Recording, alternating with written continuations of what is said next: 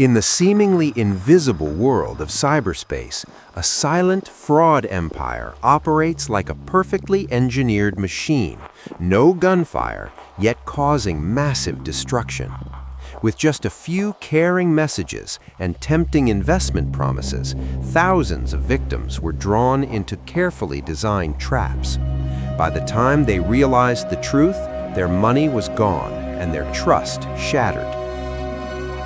Behind it all lies a sophisticated transnational criminal network operating beyond borders, where digital traces can be erased within seconds, leaving almost no evidence behind. In today's rapidly evolving digital landscape, cyberspace has become fertile ground for high-tech crime. A recently dismantled scam network has revealed the scale, complexity, and danger of such operations.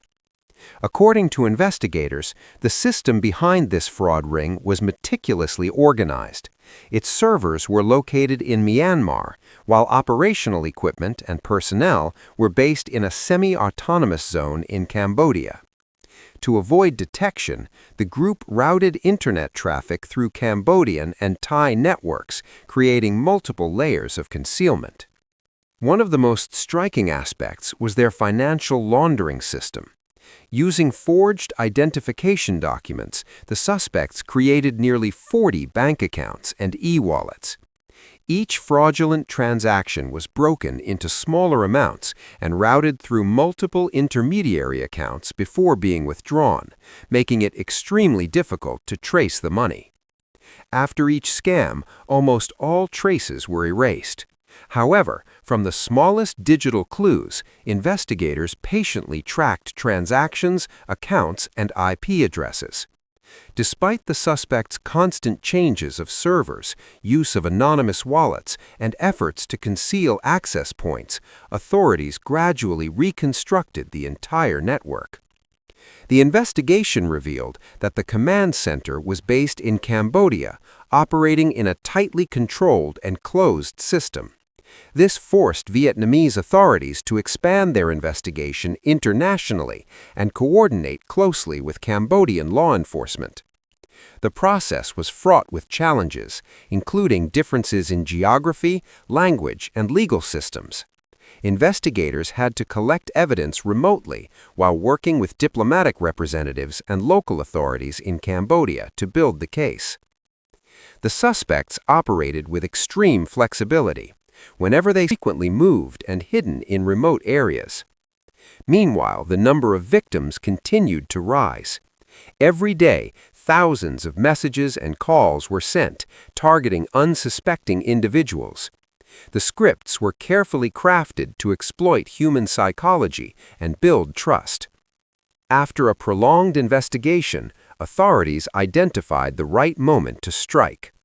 On October 18th, a coordinated operation between Vietnamese and Cambodian forces was launched simultaneously. More than 20 key suspects, including ringleaders and active participants, were arrested.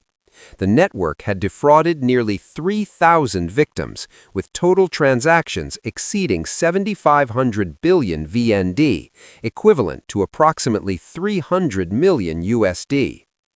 The organization was structured in multiple tiers.